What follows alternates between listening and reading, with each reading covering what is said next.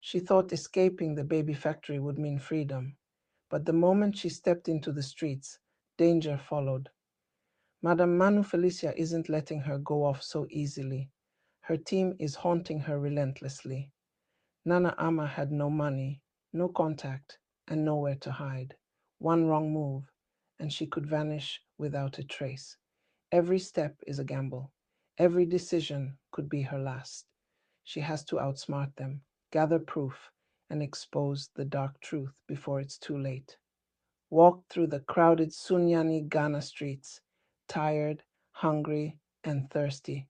The city buzzed around her, honking cars, street hawkers shouting, children laughing, and people going about their day. But none of it mattered.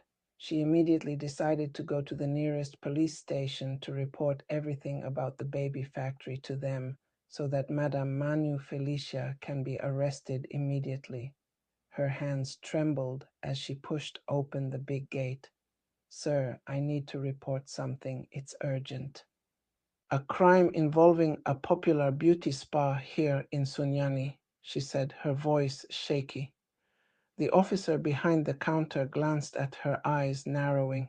Ma'am, are you sure of this information you're saying? Hope this is not a false alarm. I'm serious, officer, I snapped, gripping the edge of the counter. They keep girls in there, force them to have babies, and then sell the babies. You have to do something quick. The officer leaned back, folding his arms. All right, all right, calm down. Fill this form first. Let's see the full details of what you have, he said, and entered the petition behind him. As if Nana Ama scribbled down her details, she heard voices from inside the partition. Then she started hearing some whispered arguments. Are you sure she's from Madame Manu Felicia's place? One voice asked. No, it can't be. No one lives there alive. Maybe we should call her first and confirm. Another said, no, let's wait first. See what happens because I don't really think she came from there. Maybe it's a leaked information. Nana Ama froze. Wait, are they connected to Madame Manu Felicia? She asked herself. The argument continued quietly behind the partition, giving her all the confirmation she needed. Without a sound, she sat down the pen and slipped out of the station quietly, her heart pounding as she blended into the streets. Outside the station, legs felt heavy. Her chest heaved as she pressed herself against the wall, trying to calm down. Where do I go now? What do I do? Who can I trust? Fear gnawed at her. Every passerby now seemed like a potential threat to her. She had no money, no contact, and nowhere safe to go. Slowly, almost hesitantly, she held out her hand and started begging for money. Please, can you spare me some change? She asked one passerby. Money was given to her, not much, but enough to keep going. She used all the small change she got that night to buy some food. Nothing fancy, just enough to quiet the hunger gnawing at her. Later, she found a cheap room where she could spend the night. There was a small bed, a rickety fan, and a small radio. She paid for 2 nights. Finally, she collapsed on the bed to rest. Even though sleeping felt impossible, every sound outside the thin walls of the room made her jump up, scared. Sitting on the bed later that morning, I clenched her fists. I'll find a way. I have to, or no one else will. She stared at the cracked wall, her mind forming a plan. She didn't really have a plan on what next to do, so she started thinking. Back at the baby factory, the bar seemed normal. Where's number 7? The one in a red dress. I think she went to the toilet, but she's been gone for hours now. The search for Nana Ama started immediately. They checked the hotel side, toilet, the bar, every corner of the spa, and even the salon, but they found nothing. Madame Manu Felicia said with urgency. She looked calm, but her eyes were sharp, slicing through the fear in the room. The CCTV footage showed Nana Ama going to the toilet, changing into a staff uniform, moving through the service areas, blending in with staff, and then disappearing into the shadows at the car park. The guards replayed the video over and over, but there was no trace beyond that point because Nana Ama hid in the shadows at the blind spot of the cameras. Madame Manu's team mobilized fast. Men were sent to search the car parks and the nearby streets outside the building. Security cars patrolled and everyone on edge. The tension was thick like a storm about to break. Inside, whispers floated through the compound. Some girls looked at each other, fear in their eyes. Others just kept their heads down, silent. When Nosakosua heard the news that Nana Ama had escaped, she was happy that their plan had worked, but she didn't expose her happiness.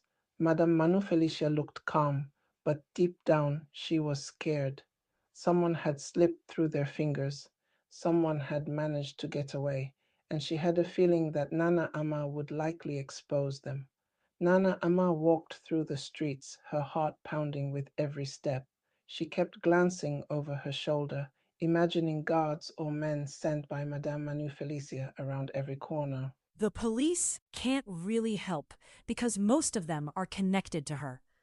I need another way before it's too late. She went back to the small room she rented and sat down there thinking. She later switched on a nearby radio, hoping for distraction, but it became a lifeline. Voices filled the room as she listened to the news stories and people talking about injustices. She listened carefully, and one station caught her attention. She noted the name and where it was located, talking it into her mind. The next morning, she made her way to the radio station, walking slowly and asking the people around for directions and also begging for transport money. When she finally got there, she entered the reception. Excuse me. I need to speak to someone. It's very important. Please. Do you have any appointment with the person here, or are you asking for money? Who even allowed you in? Yes, I have no money. But this is serious. People are being hurt and forced.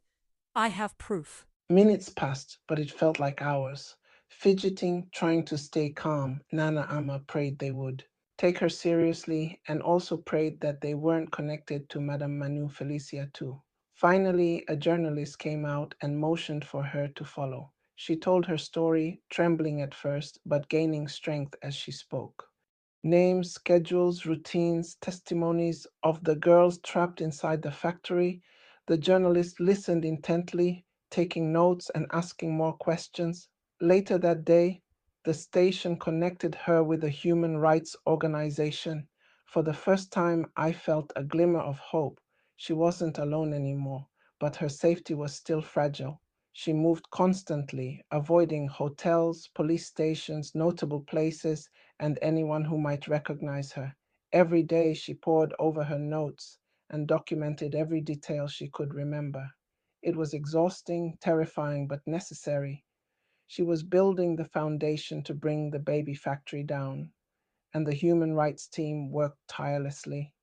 Every day they collected testimonies from her, documented schedules, took photographs, and compiled oral proof of the babies being sold.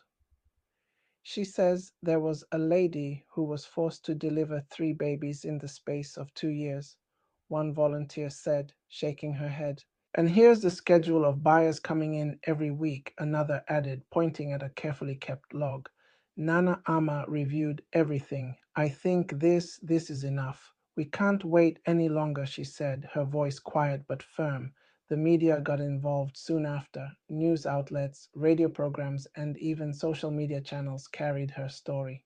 Sunyani Ghana BA woke up to shocking headlines. A popular beauty spa with a hidden baby factory. Girls trapped and babies sold. A real life baby factory with a lot of baby producers. People called the stations in outrage. Protests started to form. Questions were fired at officials, and the public demanded answers.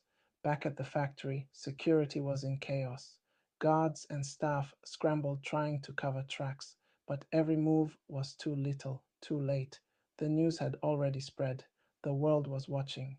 Nana Ama watched from a safe location given to her by the human rights. Feeling a mix of exhaustion and cautious relief, the factory was finally exposed and the first steps towards justice were in motion. One morning, the factory was finally raided. Police and human rights teams moved in. They secured the gates, gathered everyone working in the spa, bar, and hotel, and brought the babies and girls, both pregnant and otherwise, safely out. Most of the staff working outside had no idea anything like this was happening behind the building. Madame Manu Felicia and her team were arrested on the spot, handcuffed and shocked, along with everyone involved in running the operation. All of them were taken to the station for questioning, including Nurse Akosua. Once the building was completely cleared, it was demolished a few days later. That's when the grim reality came to light. Remains of people, including Kem, were discovered buried within the compound. Some babies were traced and returned to the girls, but others were never found. The scale of the horror hit Nana Ama in waves, and a deep silence fell over the site as everyone absorbed the truth. Investigations continued, and as authorities combed through the rubble, shocking connections began to surface. Buyers and influential people linked to the factory were traced and arrested. The operation had been far bigger than anyone imagined, and the nightmare that had trapped so many girls was finally unraveled. As investigations deepened, a shocking revelation came to light. Madame Manu Felicia was not the real owner of the baby factory. She was only a manager. The real owners of the factory were top politicians, religious leaders, and other powerful figures. Their influence explained why the operation had gone unnoticed for so long and why certain officials had been protecting it. By the end of everything, it was clear that justice had finally reached the heart of the operation. The girls were freed, the factory demolished, and the network of corruption partially unveiled. Nana Ama stood exhausted and shaken. Lives had been saved and the truth had been brought into the light. If you enjoyed this video, don't just watch, like, subscribe African Tales by Tilda Official, and hit the notification bell so you never miss any of our latest stories, updates, and surprises. Trust me, you'll want to see what's coming next. African Tales by Tilda Official.